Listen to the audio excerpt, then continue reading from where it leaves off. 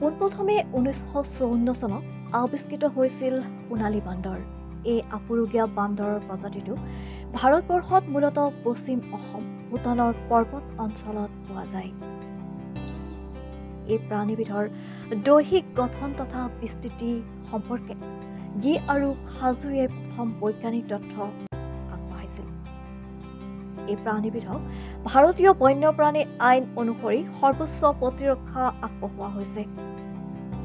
এই আইনত সোণালী বান্দৰক প্ৰথম অনুসূচীৰ প্ৰাণী বুলি স্বীকৃতি দিয়া হৈছিল আৰু ইয়াৰ দ্বাৰাই এই জন্তুবিধৰ হত্যা, চিকাৰ বা পোহনীয়া কৰি ৰখাটো নিষিদ্ধ কৰা হৈছিল। সোণালী বান্দৰৰ দেহৰ বৰণ সোণালী, মুখখন ক'লা আৰু নেজডাল যথেষ্ট দীঘল। সোণালী বান্দৰে সাধাৰণতে ওখ গছত বাস কৰে বাবে দীঘল নেজডালে দেহৰ ভাৰসাম্য ৰক্ষা কৰাত সহায় কৰে। দেহৰ দৈৰ্ঘ্য 50 পৰা 60 চেণ্টিমিটাৰ আৰু ওজন 9.5 পৰা 11 কিলোগ্ৰাম।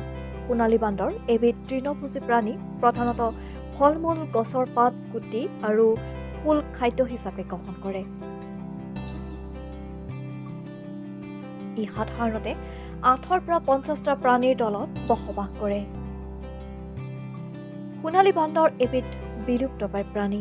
2001 চনৰ এটা অধ্যয়ন অনুসৰি ভাৰতবৰ্ষত ইয়াৰ সংখ্যা প্ৰায় 1064টা বুলি গণ্য কৰা হৈছিল আৰু ইয়াৰে 60% পূৰ্ণবয়স্ক বুলি তথ্য পোৱা গৈছে।